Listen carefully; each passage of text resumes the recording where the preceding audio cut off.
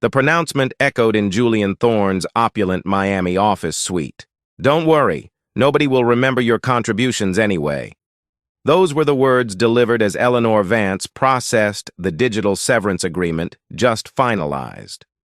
5 years of demanding work, frequently exceeding 70 hours per week for Apex Innovations, culminated in this dismissal. Vance maintained a stoic demeanor throughout the brief meeting. "I appreciate the opportunity," Vance stated formally, rising from her chair. This marked the end of her tenure as senior systems engineer. Mere moments before, Julian Thorne, Apex's high-profile CEO, remained focused on his laptop screen, seemingly unfazed. The Miami sunlight streaming through the expansive windows, a recent addition following a successful $10 million Series A funding round, highlighted his meticulously styled hair. That $10 million investment was secured in part to scale the very company Vance had been instrumental in building from its inception. As she walked through the open-plan office, she passed rows of engineers, none aware that this was her final day. Several were actively working with programming code authored by Vance, code developed during numerous overnight sessions. This code formed the essential foundation of Apex Innovations' flagship product. This foundational work included the unique system architecture Vance designed during the company's early days, operating out of a Stark warehouse facility downtown, a time when essentials like air conditioning were unaffordable luxuries. Records show she continued development work even under those challenging physical conditions. "Heading out early?" inquired Marcus, a relatively recent hire reportedly unaware of the termination proceedings. "Something like that," Vance replied curtly. She swiftly collected her minimal personal effects: a desk plant, a framed photograph featuring relatives, and a branded coffee mug. The sum total of her personal workspace items after 5 years fit within a single canvas tote bag, a stark contrast to the extensive intellectual capital she invested in Apex Innovations. While awaiting the elevator, a specific detail became clear. Thorne's comment regarding the legacy of her contributions was not only dismissive, but demonstrably inaccurate. Every component of the system architecture carried her distinct design signature. The existing documentation utilized a unique structural format and shorthand notation developed by Vance for personal efficiency, making it difficult for others to interpret comprehensively. Notably, the creation of a widely accessible, comprehensive system guide, an item listed on her internal task list for 3 years, had been repeatedly postponed due to other assigned urgent priorities. The elevator doors opened, and Vance entered. As they closed, affording a final view of the office space, a critical point emerged. Apex Innovations' leadership appeared to lack full awareness of the operational consequences of her departure. Vance exhibited no overt anger at that specific moment, sources confirm. Instead, she possessed a precise understanding of her work's value and, crucially, the exact location of all original architectural drafts, version history logs, and pertinent intellectual property correspondence files bearing her name. Background reports indicate Vance's career trajectory was influenced by her father's experience. He was an engineer credited with designing a significant battery system innovation in the 1990s. Following his company's public offering, he was reportedly forced out and his name systematically removed from official company histories and press materials. Vance, now 29, had reportedly resolved to avoid a similar fate. She departed Apex Innovations, holding a severance check and a non-disclosure agreement, the terms of which she had meticulously reviewed prior to signing. The executed NDA covered standard corporate confidentiality clauses, but contained no specific language addressing Vance's personalized documentation procedures or the status of digital files she had strategically forwarded to her private legal counsel before entering the termination meeting with Thorne. Sources suggest Vance anticipated this dismissal approximately 3 weeks prior, citing observations of discreet management conversations, closed-door meetings, and Thorne's increased promotion of Troy Bishop, a newly engaged engineering consultant, to company investors. Her actions indicated calculated preparation. Immediately upon leaving the premises, Vance contacted her attorney, Veronica Sterling. "I've been terminated," Vance stated directly. "The stated reason involves bringing in personnel with alternative experience." "I understand," Sterling replied, her tone noted as steady. The severance package consisted of 6 months' salary and a standard NDA, lacking any clauses concerning intellectual property ownership beyond the scope of her original employment contract. "Prudent measures," Sterling was heard remarking. "The documentation you provided appears robust. We should convene tomorrow to analyze the available options." The subsequent day, Vance deviated from her long-standing routine of checking work-related emails and communication platforms. Instead, she rested until 9 a.m., prepared a formal breakfast, and proceeded to Sterling's law offices. Upon arrival, Vance found her submitted files meticulously arranged on Sterling's conference table. The materials included detailed architecture diagrams, system version control logs, numerous internal emails substantiating her specific contributions, and, critically, documented proof establishing Vance as the creator of the proprietary authentication system, a key differentiator for Apex Innovations' product within the competitive market. "You've been meticulous," remarked attorney Veronica Sterling, surveying the extensive documentation spread across her conference table. Sources confirm Vance attributed her detailed record-keeping habits to lessons learned from her father's professional experiences. "Most people don't document like this." When Sterling pressed for Vance's next move regarding the mountain of evidence chronicling 5 years of intensive work, Vance reportedly opted for strategic patience. "Nothing yet," she declared, emphasizing the need for readiness. "But I want to be ready." Sterling nodded, anticipating the inevitable. "They'll come looking for you," the attorney predicted. "Companies like this always do, once they realize what they've lost. And when they do, we'll be prepared." Leaving Sterling's office, Vance reportedly entered a period of calculated calm, her schedule, for the first time in half a decade, entirely under her own control. Exactly 3 weeks following her abrupt dismissal, while Vance was observed at a beachfront cafe reviewing employment opportunities, her phone displayed an incoming call from Gregory Finch, Apex Innovations' Chief Technology Officer. Finch adopted an overly familiar tone, inquiring about Vance's well-being before pivoting to the reason for his call. "The team has been working on the next release," Finch stated, "and they had a few questions about some of your architecture decisions. I was hoping you might have time for a quick consultation." Vance paused, taking a slow sip of her coffee. Consultation was a notable term. "I'm not sure that would be appropriate given the circumstances of my departure," Vance responded evenly.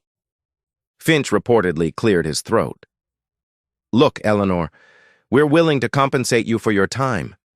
Julian may have been hasty in his decision." "Hasty," Vance echoed. "Is that what we're calling it?" A brief silence ensued. "The documentation is a bit specialized," Finch offered. Insiders reveal specialized was a significant understatement. Vance's personal shorthand and unique system structure, intentionally complex, had proven utterly impenetrable to the new team led by consultant Victor Klein. "I had documented everything, yes, but in a way that made perfect sense to me and apparently no one else," Vance later confirmed through intermediaries. "I'm afraid I'm quite busy at the moment," Vance stated firmly. "Perhaps Victor, with his extensive experience, can figure it out." Finch attempted to interject, but Vance cut him off. "I wish you all the best, Gregory. Truly." She ended the communication. Almost instantly, a text message arrived from Finch. "We can double your consultation rate. Please reconsider." Vance set the phone down, ignoring the plea. Sources suggest she intended to let Apex management experience the consequences.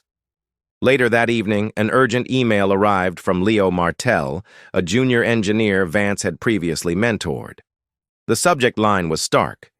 "You won't believe this." Martell, known for his loyalty to Vance, provided a concise but alarming update.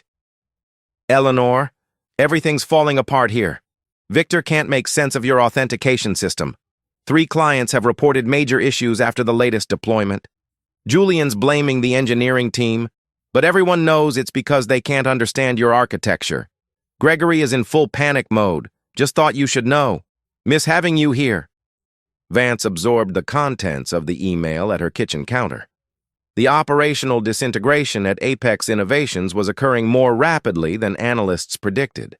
While the fallout affected former colleagues, many regarded as competent professionals caught in corporate crossfire, reports indicate Vance's focus sharpened on the undeniable proof of her essential contribution, starkly contrasting Thorne's dismissive farewell remarks. Her phone rang again. It was Veronica Sterling. "I just got a call from Apex Innovations' legal department," Sterling announced. "They want to discuss a consulting arrangement already." The speed of escalation was notable. "Apparently, they're having some technical difficulties," Sterling added, her tone heavy with implication. "What do you recommend?" Vance inquired. "I recommend we let them sweat a bit longer," Sterling advised. "The more desperate they get, the better position you'll be in." Ending the call, Vance acknowledged the palpable shift in dynamics. This wasn't about revenge. It was about securing undeniable recognition of her professional value, recognition Apex Innovations now seemed desperate to offer. By the 4th week post-termination, the calls from Apex escalated in frequency and urgency. Finch, Klein, and even back-channel messages from Martell pleaded for assistance. Vance maintained a calculated distance, providing non-committal responses, if any. During this period, she was actively engaged elsewhere, conducting exploratory meetings with 3 rival firms.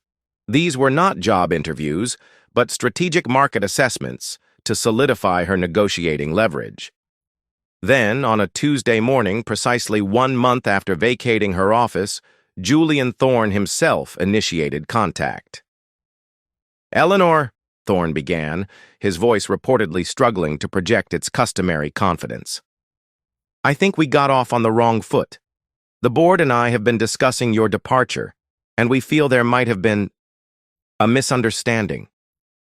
"A misunderstanding," Vance repeated, her voice deliberately flat. "About what, exactly?" "About your value to the company," Thorne conceded, the admission seemingly forced. "We'd like to bring you back on as a consultant to help with the transition." Vance considered reminding him of his earlier comment. "Nobody will remember your contributions," but strategically held back. The game had changed. Sources reveal Eleanor Vance saw no strategic advantage in revealing her full hand prematurely. "I'm not interested in consulting," she stated unequivocally when contacted by Apex CEO Julian Thorne, adding only a curt, "But I appreciate the offer." This blunt refusal came despite Thorne reportedly pleading for reason, dangling a significant consulting fee, rumored to be a staggering 6-figure sum for just weeks of work, to salvage his rapidly sinking tech firm. Unmoved, Vance reiterated her unavailability, echoing her previous dismissal of CTO Gregory Finch. "I'm quite busy at the moment," she repeated, adding a dismissive, "Best of luck with everything," before terminating the call abruptly, cutting Thorne off mid-plea, insider reports claim. Immediately following this exchange, Vance contacted her legal counsel, Veronica Sterling, relaying Thorne's desperate 6-figure consulting proposition. "They're getting desperate," Sterling observed, initiating a critical assessment of Apex's precarious situation. Vance confirmed she had been monitoring the company's public decline. Apex Innovations' client-facing systems were plagued by significant, widely reported downtime. Their official social media support channels were visibly overwhelmed, struggling to manage a deluge of user complaints. Most damningly, Apex's stock price, which had briefly surged following their recent funding announcement, had cratered, dropping a disastrous 15% in the past week alone. "It's not looking good for them," Vance confirmed to Sterling. "Perfect," Sterling replied, then dropped a bombshell revelation gleaned from confidential sources. "Did you know," Sterling inquired, "that Julian presented your authentication system as his own creation to the investors?" The information, according to those close to Vance, was received with cold shock. Sterling elaborated, citing an informant on the Apex board. Thorne had allegedly fabricated his technical contributions for years, successfully securing millions in investment for his vision by falsely claiming credit for the foundational technology entirely conceived and built by Vance. While Thorne's pattern of behavior made the revelation plausible, sources indicate the direct theft of intellectual credit crossed a significant line for Vance. "What's our next move?" she inquired, her tone reportedly hardening. Sterling advised calculated patience. "We wait one more week. Let the situation deteriorate further. Then we send a formal notification of retained intellectual property rights." When Vance raised potential complications from her employment contract, Sterling delivered another critical legal assessment. The contract covered work performed during employment. However, the unique, custom authentication system, the very core of Apex's product value, had its initial prototype developed by Vance before she joined Apex, entirely on her own time. Undeniable proof existed in the form of dated digital records within a private GitHub repository. Although Vance later adapted and refined this pre-existing system for Apex's specific needs after being hired, a fact she had disclosed to Thorne, who dismissed it as unimportant at the time, Sterling asserted that the foundational intellectual property rights arguably remained Vance's exclusive property. "So we have leverage," Vance stated, the implications becoming clear. "More than leverage," Sterling corrected. "We have a legal claim that could potentially freeze their entire operation if we choose to enforce it." The power dynamic had inverted dramatically. Vance, dismissed just weeks prior, now possessed the means to potentially dismantle Apex Innovations. 5 weeks after Vance's departure, Apex Innovations reached a crisis point. Their stock value plummeted another 20%, devastating investor confidence. Industry forums were rampant with confirmed rumors of major clients terminating contracts. The desperate calls from Apex management abruptly ceased, replaced by an ominous silence. Then came the unexpected visitor. Responding to her doorbell, Vance found Olivia Sterling, no relation to her attorney, the lead investor from Pinnacle Capital, the firm behind the $10 million funding round, standing on her doorstep. "Ms. Vance," Sterling began, her demeanor described as intensely serious, "I apologize for the unexpected visit, but this couldn't wait." Dispensing with formalities once inside, Sterling stated bluntly, "Apex Innovations is in trouble, and I believe you know why." Vance offered a non-committal acknowledgement of reported technical challenges. Sterling fixed Vance with a penetrating gaze. "The authentication system is failing, and nobody can fix it," she declared. "Julian assured us they had redundancies in place for key personnel departures, but that was clearly untrue." Sterling paused, then continued. "What's more concerning is that we've discovered discrepancies in what we were told about the company's technical leadership. Julian presented himself as the architectural visionary, with you as merely an implementer of his ideas." A bitter laugh reportedly escaped Vance. "Is that what he told you?" Sterling confirmed it was. "But our technical advisors have reviewed the situation," Sterling revealed, "and it's become apparent that you were the true architect of the system. Julian misrepresented your role to secure funding." Vance took a measured breath. "I'm not surprised, but I am disappointed," she replied. As am I, Sterling stated grimly. Pinnacle invested $10 million based partly on false premises. That's why I'm here, Ms. Vance. The board has called an emergency meeting for tomorrow. Julian doesn't know I'm meeting with you, but I believe your presence at this meeting is essential. This was not a negotiation. It was a summons to a secret, high-stakes boardroom showdown. What exactly are you proposing? Vance inquired, understanding the gravity of the invitation. Olivia Sterling laid out her demand. Expose the truth. Help us understand what we're dealing with, she urged Vance, promising the recognition Apex Innovations' CEO Julian Thorne had denied her. Your contributions will be properly acknowledged, Sterling pledged, representing the concerned investors. Vance, however, cited legal counsel. I appreciate the offer, Ms. Sterling, she stated formally, referencing advice against direct engagement with Apex Innovations without proper legal representation and safeguards in place. Sterling, reportedly unsurprised by this cautious approach, countered swiftly, "What if we include your attorney in the meeting?" This isn't about cutting deals in back rooms. It's about transparency. The investors need to know the truth. The proposal presented a high-stakes opportunity. A direct confrontation with Apex's powerful board, the very individuals holding the company's purse strings and future. I'll need to consult my attorney, Vance concluded the conversation. Sterling confirmed the critical meeting time. 10 a.m. tomorrow. I hope to see you there, she stated before departing.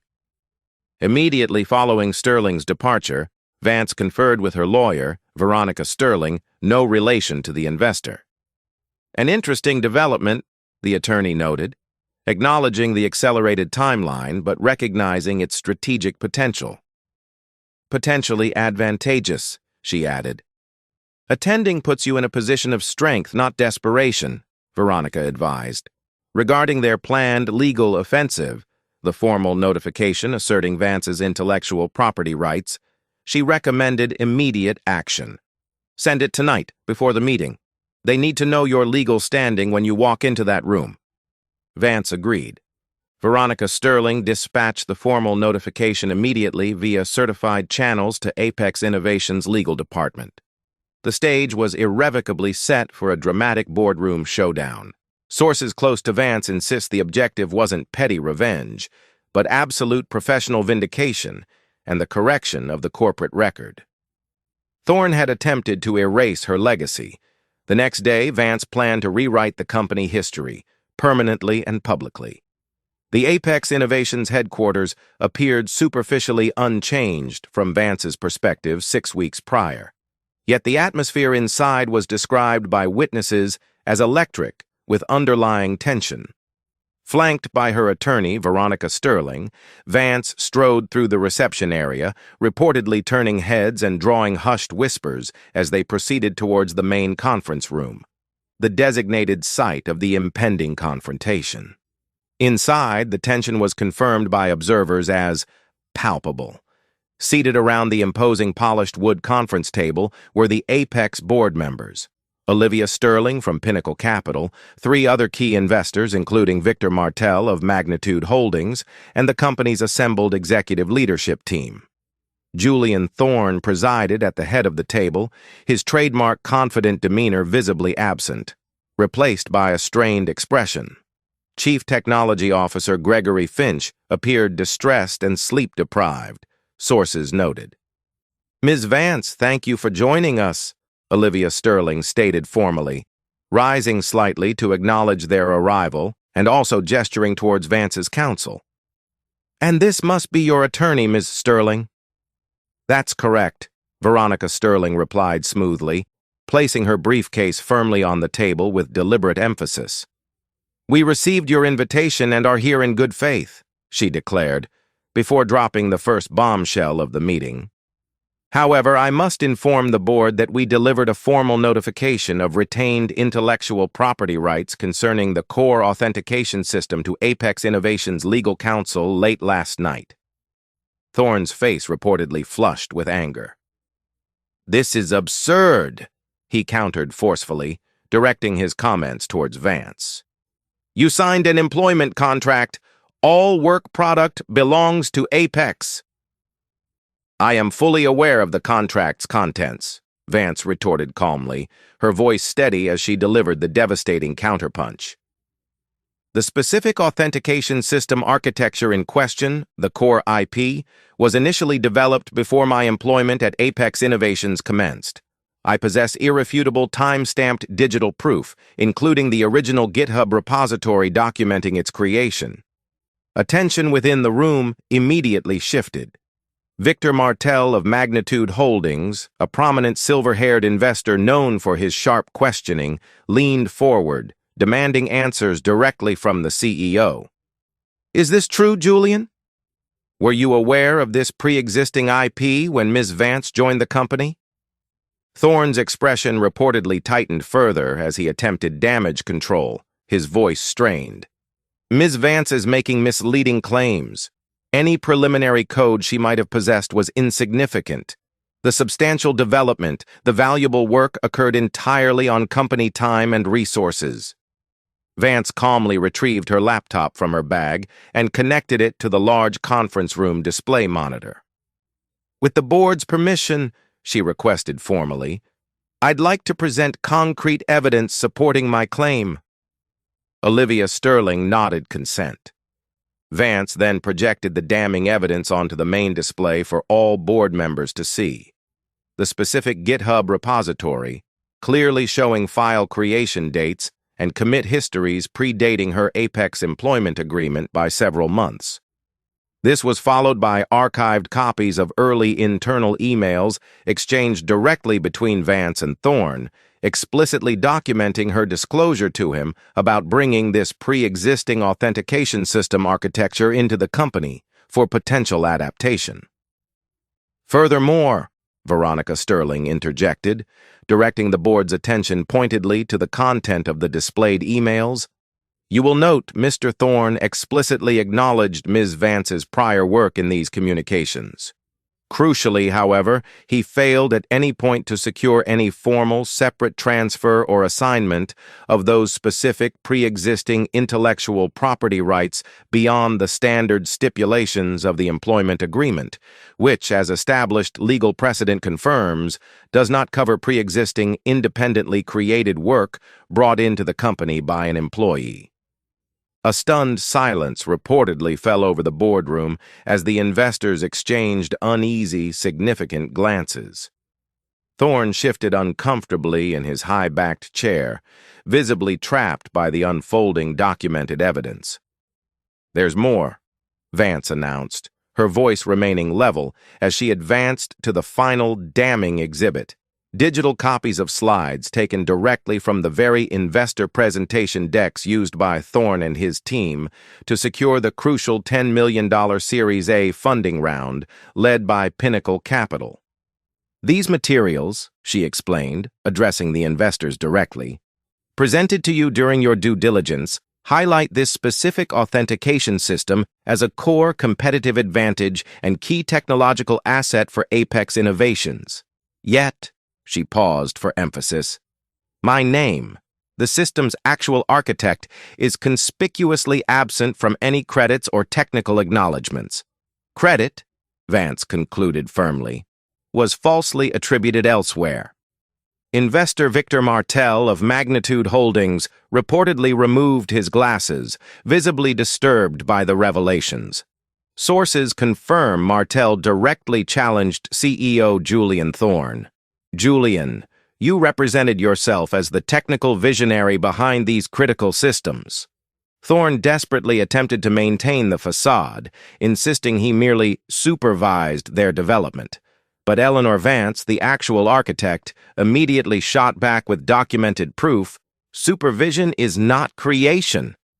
She reportedly added, substantiated by internal records shown earlier, that Thorne's supervision primarily consisted of setting unrealistic project deadlines while simultaneously taking public and private credit for the resulting technical achievements.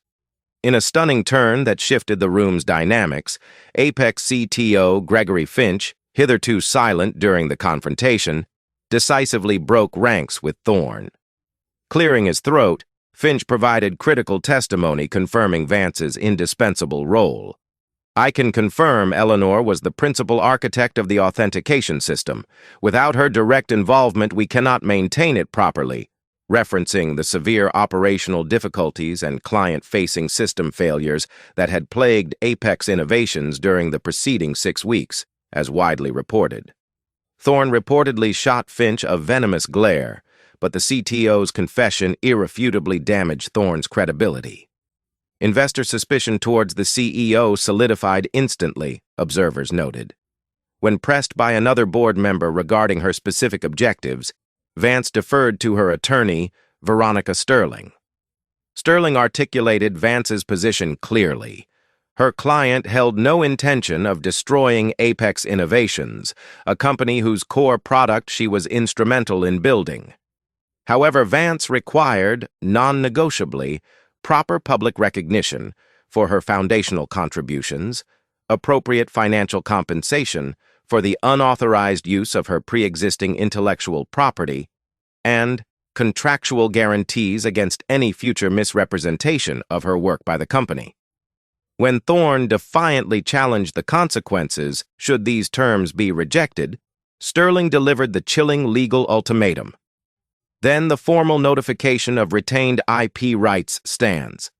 Apex Innovations will be legally enjoined from utilizing the core authentication system, an action that would effectively render their flagship product non-functional and destroy their market viability almost overnight. The stark reality permeated the boardroom. The entire multi-million-dollar valuation of Apex Innovations, their recently secured $10 million funding, and their fundamental business model now hinged entirely on the decisions of the very engineer Thorne had summarily dismissed weeks earlier.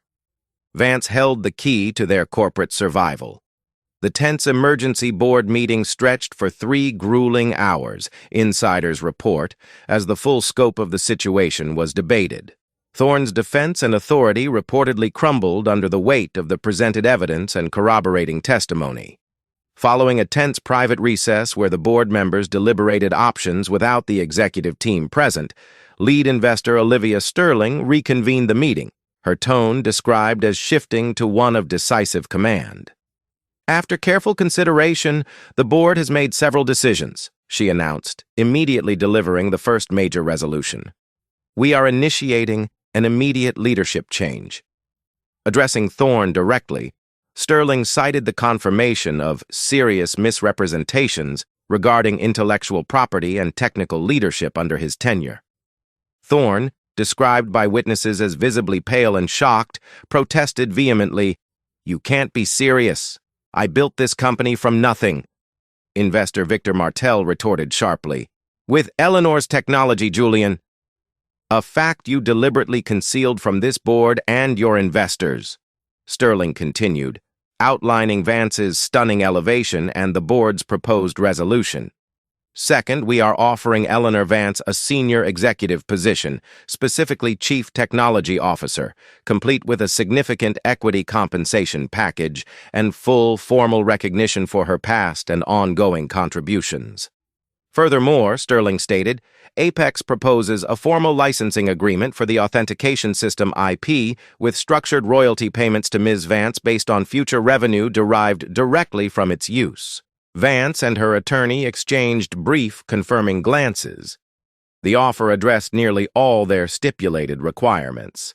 And finally, Sterling concluded, "We are requiring Apex Innovations to issue a formal public correction regarding the development history of the company's core technology, explicitly acknowledging Ms. Vance's role as the principal architect." Thorne erupted, standing abruptly. "This is a strategic mistake. You are handing control of this company over to someone who is effectively holding it hostage." "No, Julian," Vance countered calmly, her voice steady. "I am not holding the company hostage. I am simply ensuring that the documented truth is recognized and respected." Victor Martell nodded firmly. "The board's decision is final. Julian, you have the option to accept a significantly reduced role as a non-operational strategic advisor, or you can sever ties with Apex Innovations entirely. Thorne reportedly scanned the faces around the table, searching desperately for any sign of support, but finding none. Without uttering another word, he turned and stormed out of the conference room, the door slamming shut behind him in a final impotent display of fury. In the ensuing silence, sources close to Vance reported her feeling profound vindication, not rooted in revenge, but in the achievement of objective justice and professional restoration. Fast forward 3 months. Eleanor Vance, firmly installed in a senior leadership role confirmed as Chief Technology Officer, stood addressing Apex Innovations staff and selected tech industry journalists at company headquarters. The company, reports indicate, had undergone a significant operational and cultural transformation under the new leadership structure. Today marks an important milestone, Vance began, announcing the successful release of a new platform update. We're not just improving functionality, we're rebuilding this company on a foundation of transparency and collaborative innovation. The once contentious authentication system, the center of the recent corporate crisis, is now managed and enhanced by a fully credited engineering team. Critically comprehensive, accessible documentation has been implemented, ensuring, as Vance stated, that Apex Innovations will never again be dangerously dependent on the undocumented knowledge of a single individual. Following the widely reported company transformation announcement, Pinnacle Capital's Olivia Sterling was observed conferring privately with Apex Innovations' newly installed CTO, Eleanor Vance. Sterling conveyed unequivocal investor satisfaction, sources confirm.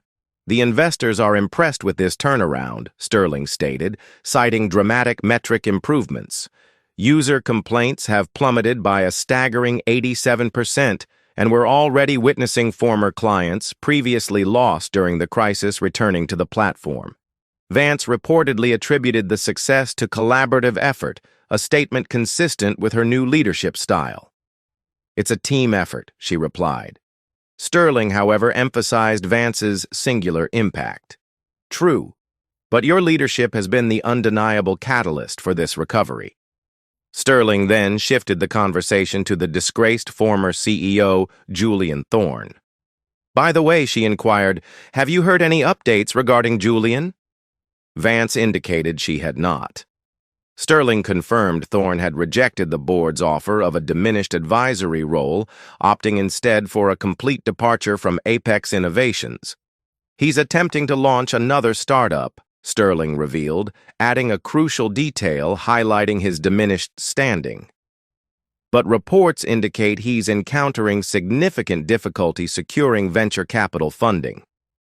Word travels fast in this industry, she concluded pointedly, implying Thorne's reputation was now severely tarnished following the public exposure of his actions at Apex.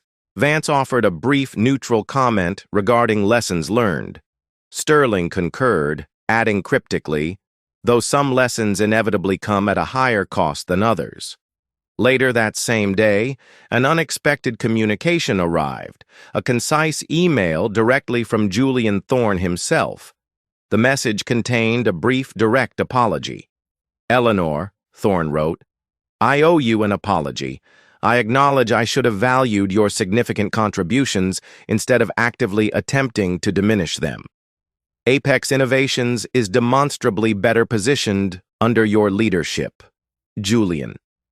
Vance reportedly contemplated the message at her executive desk before composing a similarly brief and formal reply. Julian. Her response read, Thank you for the apology. I wish you success in your future endeavors. Sometimes the most valuable lessons are indeed the most painful ones. Eleanor.